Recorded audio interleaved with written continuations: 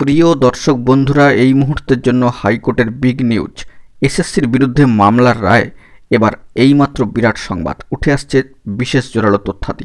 অবশ্যই সবটাই ভিডিওর মধ্যে আলোচনা করছি, তো ভিডিওটিকে শেষ পর্যন্ত দেখবেন, কোনোভাবে স্কিপ করবেন না। চ্যানেলটিকে এখনই সাবস্ক্রাইব করে নিয়ে সঙ্গে থাকবেন। তো চলুন কথাবার্তা না বাড়িয়ে আমরা মূল টপিকেই ফোকাস করি। বন্ধুরা, উঠে আসছে মহামান্য কলকাতা হাইকোর্টের গুরুত্বপূর্ণ খবর আপডেট, যেখানে স্কুল সার্ভিস কমিশন বা এসএসসির বিরুদ্ধে আদালত অবমাননার মামলার শুনানি সুপ্রিম কোর্টে হবে নাকি মহামান্য কলকাতা হাইকোর্টে, সেই সংক্রান্ত শুনানি গত বৃহস্পতিবার শেষ হয়েছে। সওয়াল জবাব পর্ব শেষে রায়দান স্থগিত রেখেছে মহামান্য কলকাতা হাইকোর্টের সম্মানীয় বিচারপতি দেবাংশু বসাক মহাশয় এবং সম্মানীয় বিচারপতি মোহাম্মদ সাব্বার রশিদি মহাশয়ের ডিভিশন বেঞ্চ।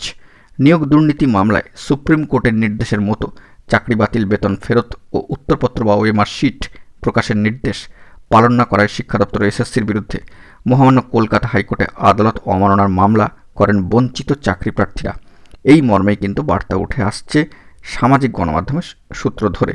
তো শিক্ষা দপ্তরের কৌঁসুলিরা দাবি করেছিলেন যে সুপ্রিম কোর্টের রায়ের পরে হাইকোর্টে এই মামলা কিন্তু চলতে পারে না বা শুনতে পারে না।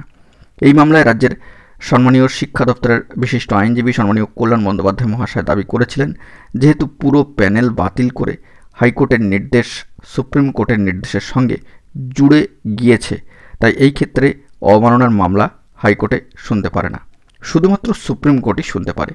বঞ্চিত চাকরি প্রার্থীদের সম্মানীয় আইনজীবী বিকাশ রঞ্জন ভট্টাচার্য মহাশয়, সম্মানীয় সুদীপ্ত দাশগুপ্ত মহাশয়, সম্মানীয় বিক্রম বন্দ্যোপাধ্যায় মহাশয় এবং সম্মানীয় অ্যাডভোকেট ফিরদৌস সামি মহাশয়ের যুক্তি ছিল, হাইকোর্টের নির্দেশগুলি একত্রীকরণ করে কয়েকটি নির্দেশ সংশোধন করে সুপ্রিম কোর্ট, বাকি নির্দেশ অপরিবর্তিতই ছিল, তাই অবমাননার মামলা শুনতে পারে হাইকোর্ট।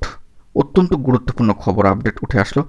তবে আপাতত স্কুল সার্ভিস কমিশন বা এসএসসির বিরুদ্ধে আদালত অবমাননার মামলার শুনানি সুপ্রিম কোর্টে হবে নাকি মহামান্য কলকাতা হাইকোর্টে, সেই সংক্রান্ত শুনানি গত বৃহস্পতিবার শেষ হলো এবং সওয়াল জবাব পর্ব শেষে রায়দান কার্যত স্থগিত রেখেছে সম্মানীয় বিচারপতি মহামান্য কলকাতা হাইকোর্টের দেবাংশু বসাক মহাশয়ের ডিভিশন বেঞ্চ। তো দেখা যাক পরবর্তী ক্ষেত্রে কী আপডেট উঠে আসে।